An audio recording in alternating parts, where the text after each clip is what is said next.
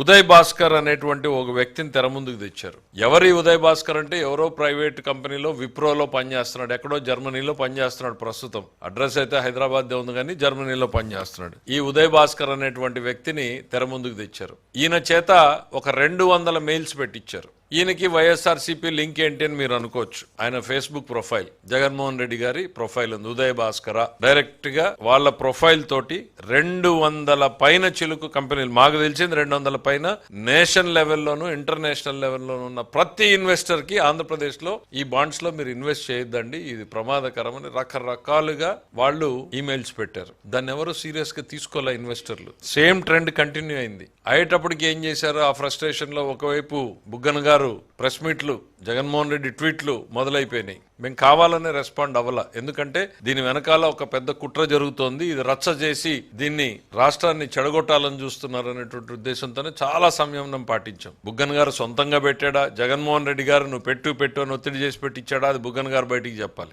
ఎందుకంటే ఆయనకి ఏం తప్పు కనపడిందో నాకు అర్థం కాల. ఒక గతంలో ఈ పోస్ట్ లో ఆర్థిక శాఖ మంత్రికి చేసిన ఆయనకి ఏం తప్పు కనపడింది? ఆయన ఇదే బెవరేజెస్ కార్పొరేషన్ కి సంబంధించి చేసినటువంటి అరాచకాలు ఎన్ని ఉన్నాయి? ఆ రోజు ఫండ్స్ రైజ్ చేశారు కదా, ఫ్యూచర్ ఇన్కమ్ ని సెక్యూరిటైజ్ చేశారు కదా, అది తప్పు అని నేను కాదు, కేంద్ర ప్రభుత్వం చెప్పింది కదా. నేను ఎక్కడ రిటర్న్ కంప్లైంట్ ఇవ్వాల.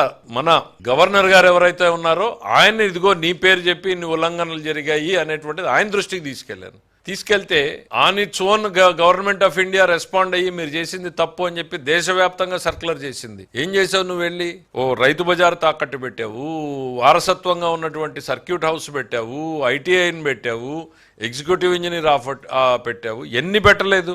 డాక్యుమెంట్లు చూపించమంటారా మళ్ళీ ఒకసారి? ఆయనకి ఈరోజు ఏం తప్పు కనపడిందో నాకు అర్థం కాదు. ఆయన గగ్గోలు పెడుతున్నాడు, పెట్టి గంటలు ప్రెస్ మీట్. దీంట్లో గంటలు చెప్పడానికి ఏముందో నాకు అర్థం కాల. 5 నిమిషాలు చాలు మాక్సిమం. ఆ తర్వాత ఉదయ్ భాస్కర్ని ఎవరు సీరియస్ గా తీసుకోకపోయేటప్పటికి లేళ్ల అప్పిరెడ్డిని తెర మీదకి తీసుకొచ్చారు. ఆయనతో హైకోర్టులో రిట్ పిటిషన్ ఫైల్ చేశారు, పిల్ ఫైల్ చేశారు. కోర్టులో ఉండగానే డాక్యుమెంట్లన్నీ మీరు లోన్లకు వెళ్తున్నారు అని అంటూ మళ్ళీ ప్రెస్ మీట్లు, ట్వీట్లు పెట్టి ఇవన్నింటినీ మళ్ళీ ఇన్వెస్టర్లకు పంపడం. ఇది వివాదాస్పదమైంది, కోర్టులో ఉంది, ఈ కోర్టులో ఉన్న దాంట్లో మీరు ఎవరు డబ్బులు పెట్టొద్దండి అని. అంటే ఎంత దురుద్దేశమో చూడండి. దీని వెనకాల వాళ్లే మెయిల్స్ పెడతారు, వాళ్లే కోర్టుకి వెళ్తారు, మళ్ళీ ఇది వివాదాస్పదమైంది, మీరు ఎవరు డబ్బులు పెట్టొద్దండి అని అంటారు. అప్పటికీ ఇన్వెస్టర్లలో ఏమాత్రం కూడా ఆంధ్రప్రదేశ్ మీద ఉన్న నమ్మకం తగ్గల, బ్రాండ్ చంద్రబాబు మీద ఉన్న నమ్మకం తగ్గల.